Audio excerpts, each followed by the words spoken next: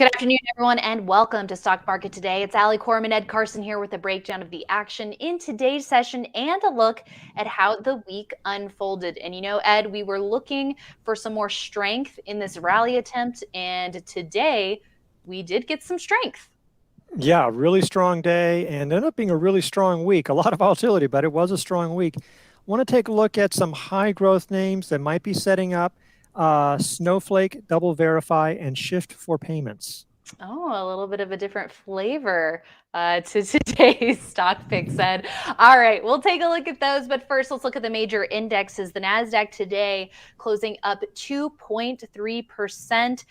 Even stronger still, we had the S&P 500 up 2.4% today. The Dow up 2.5%, and the Russell 2000 also up 2.3% today. So in addition to the strong percentage gain, we also are seeing this as an outside day here, at the very least for the NASDAQ. We can take a look at some of the other market charts as well. So give us your thoughts on where we're at right now.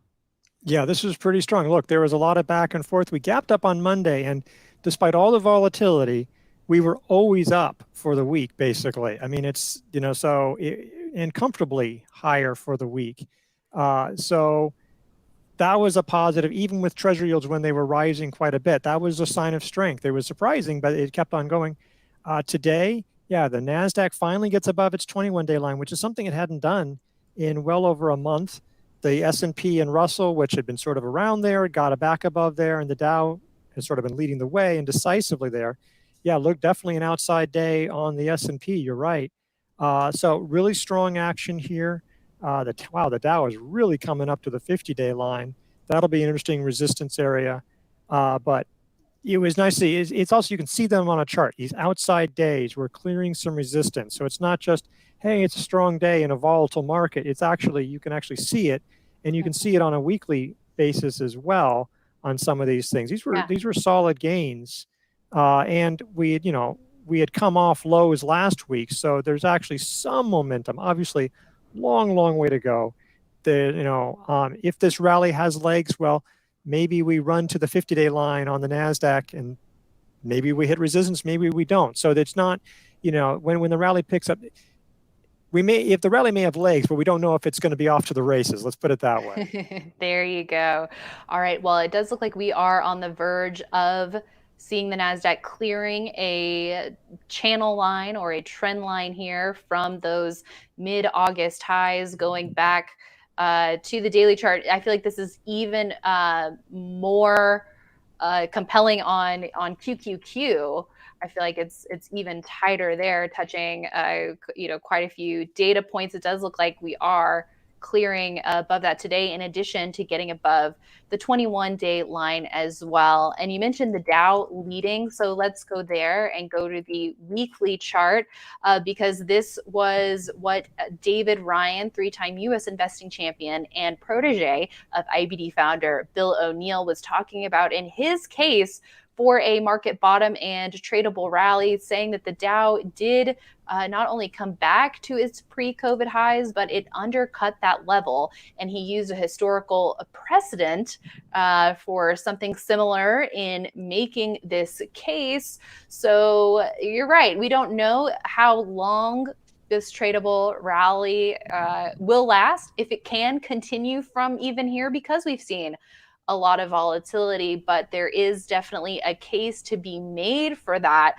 So with that being said, Ed, how should investors be approaching a day like today?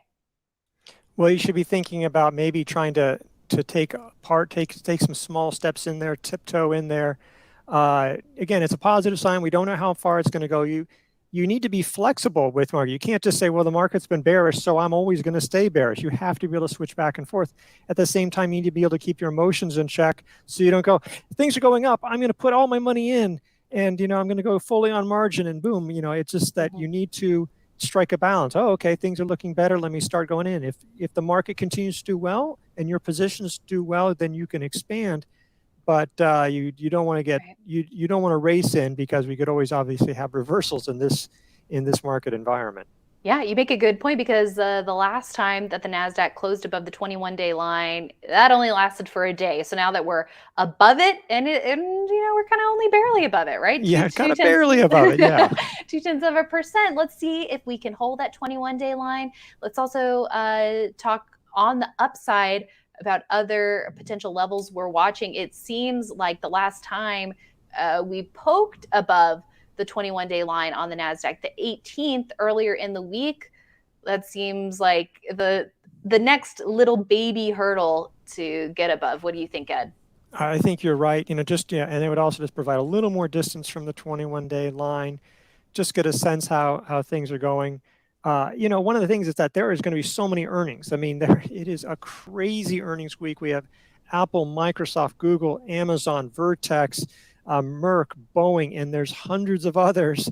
And you could have the market going all over the place on these things. If you look on the daily, like the S&P 500's biggest winners and losers, all this week, it was usually earnings winners and earnings losers. And you can imagine that next week. So with those huge companies, they could really drive the market. Yes. And, so there could be a lot of volatility on top of all the volatility we've already had in the past few weeks. Yeah, could drive the market higher or lower. So we'll have to see how some of those reports shake out next week. Let's also take a look at the 10-year Treasury yields, your TNX on MarketSmith. So reversing lower off of another fresh high, multi-decade high, or 14 plus year high for Friday, but it was still a strong week for the 10-year yield. It was a very strong week. It was a 12th straight weekly gain. It was 20 basis points to 4.21. We did come off the high of 4.31, I think, or so today. But what's important is that the 2-year yield, I mean, one reason why the market rallied so much is because there was a report in the Wall Street Journal saying that Fed officials are starting to maybe question the pace of rate hikes, and that after November, that maybe they'll slow things down. That's maybe, we'll see. There's plenty of data to come out. But that triggered things. The 2-year yield came down really sharply today. I mean, really fell on Friday and actually wiped out the weekly gains. And the 2-year yield, because it's a shorter term rate, is much more closely tied to Fed policy. So that was a sign there. If you look at the markets are now pricing in, now seeing a slightly better than 50-50 chance of a 50-point move in December. Just as recently as Thursday, it was a 75% chance of another 75-point move. So there did seem to be a shift, and that, this bond move clearly has been, bonds have clearly been fundamental to how the stock market has reacted. So if the bond yields come back up, that is going to be a big issue. I mean, if yields go right back up, you're going to see the stock market probably going to struggle. But if they can level off, if they can come down, that would be a huge tailwind for the market. Okay, well, we'll be watching very closely the yields next week. Let's go around, look at the energy sector. Here's XLE, the ETF tracking energy stocks, up almost 3% on Friday for the week, up 8%, and getting to its highest levels since that big break week that we saw. So clearing its highs going back to early September, late August. Your thoughts on the energy sector right now, Ed? Yeah, it was really impressive. Oil prices only rose a little bit, but they rose, and that built on some recent gains. I think there's expectations that eventually that oil prices will rise a lot more. So that's helping the oil stocks and diversified companies like Exxon and Chevron, which both have earnings, but they dominate the XLE. But so there's, they look very similar to XLE, obviously. The natural gas prices, though, and so if you're a natural gas producer, it was a 23% loss for the natural gas futures. The UNG fell 20%. So a lot of pure play natural gas producers plunged. Now, the natural gas, the LNG plays that have been shipping liquefied natural gas over to Europe. Very different. They don't care about the price per se, more about the spread and the fact that in the volumes that they're shipping. And so they're doing fine, but definitely want to know what's going on in energy.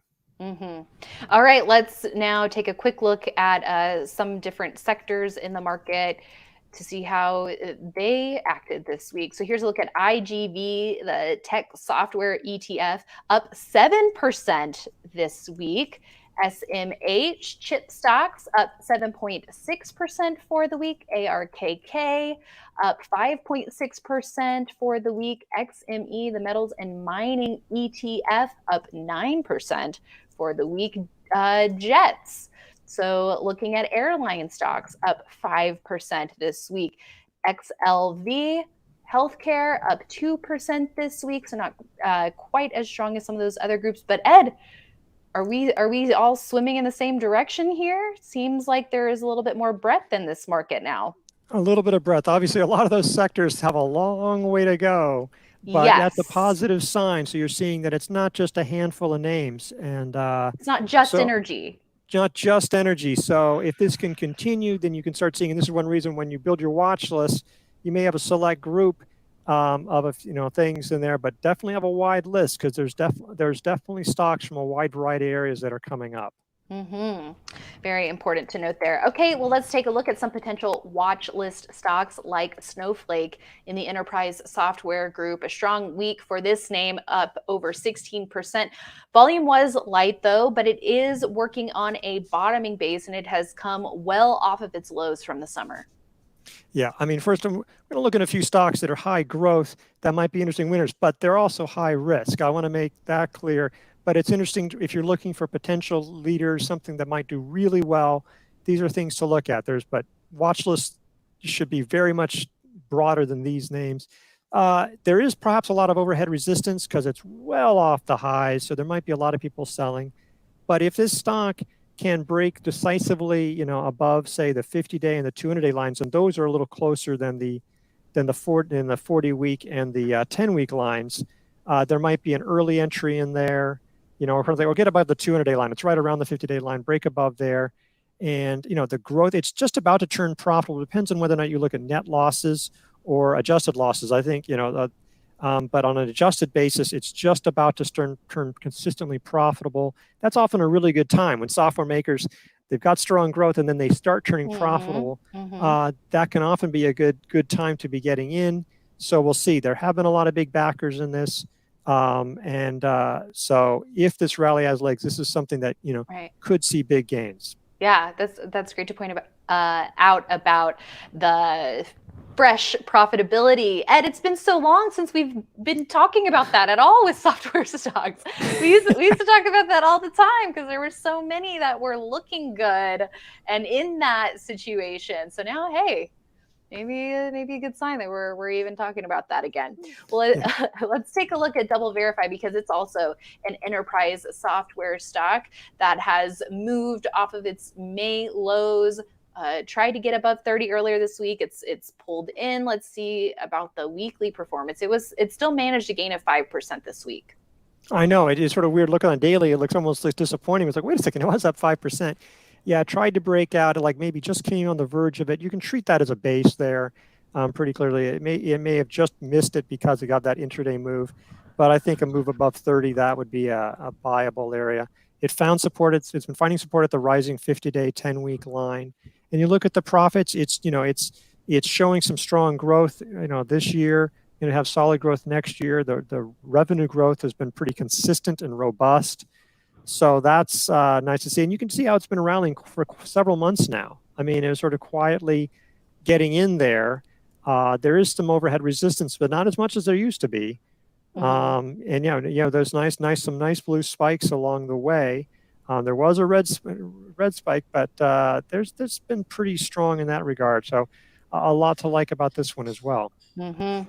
And last but not least, let's check out Shift4 Payments. This is in the credit card payment processing group, working on a bottoming base of its own right around its 40-week and 10-week lines. Potential early entry with a declining tops trend line. We can take a look at the daily chart for that. I have a MarketSmith trendline alert even set up here. So we are on watch. We've got earnings in a little over 2 weeks. Yeah, this was our stock of the day today. Has solid growth, and it was concentrated more in the restaurant area. It's a digital payment processor, but it's expanded out to a lot of different areas, so that could provide wider growth, maybe also more consistent growth as well. So nice action here. Again, these are all 3 IPOs we've been looking at that had a real tough time over the past year, but what growth stock didn't? The RS line has improved quite a bit over the last several months. Like the others, it came off lows quite a bit. So these are not stocks that have just hit lows. Right. They're well off lows. Something to be looking at if you can break above those areas. There's some other names in there that are also doing well. Interesting to see this name come back up. Mm-hmm. And coincidentally, these 3 stocks were discussed on IBD Live this morning with our special Not coincidentally guest, at all. with our special guest, Kathy Donnelly, co-author of The Life Cycle Trade, who's all about those early stage stocks, and many of them are trying to turn around, turn that corner in the due diligence phase. So if you want to be looking at stocks with the potential for big gains in those earlier stages, well, these, as Ed said, are some names for the watch list. All right, so Ed, we've got to talk about the battle plan for the week ahead. We have a rally attempt going on. We saw that rally attempt begin with a big reversal to the upside. Today seems like another day of strength that we can add to this rally attempt. It's still early, but what do we do here? It seems like maybe a little bit of a potential shift in tone. Is it a bear market rally? Is it the beginning of a bull market? That's the $1 million question right now, and is going to just require us to stay flexible in that to see what happens next, right? Yeah, Bill is watching us and be ready to take some action, but also if things turn back, as you pointed out, we got above some of these levels, but just barely.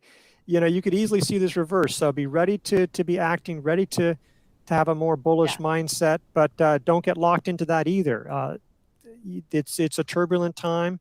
There might be, we don't know what kind of rally it'll be, as you say. So being flexible and definitely engaged. Maybe this is the start of something interesting. You definitely want to be paying close attention. Mm-hmm. Yeah, and be nimble. And also make sure you tune into IBD Live on Monday morning, because I'm sure the panel is going to have some thoughts on what to do in terms of if we are looking at watch list names, if we are nibbling or adding exposure, well, what kind of position sizes do we need to go with? What should we be focused on? Is this the ultimate low in the bear market? Looking forward to delivering the team's take on all of that and so much more come Monday morning on IBD Live, investors.com/IBD Live for the details on that. One more thing to let you know about before we go, and that is our colleague Ken Shreve is going to be joining me at 5 p.m. Eastern for Trader Tales with IBD. We're going to be talking about position sizing. So make sure you tune in for that to get his take on how to handle that very important portfolio management question. And we're going to review a couple of Ken's trades from 2022. So join us live on my YouTube channel. I'll also tweet out the link on Twitter, but my YouTube channel is youtube.com/Alyssa Coram IBD. We'll see you there. Hope you have a great weekend, everyone. And we'll see you right back here on Monday.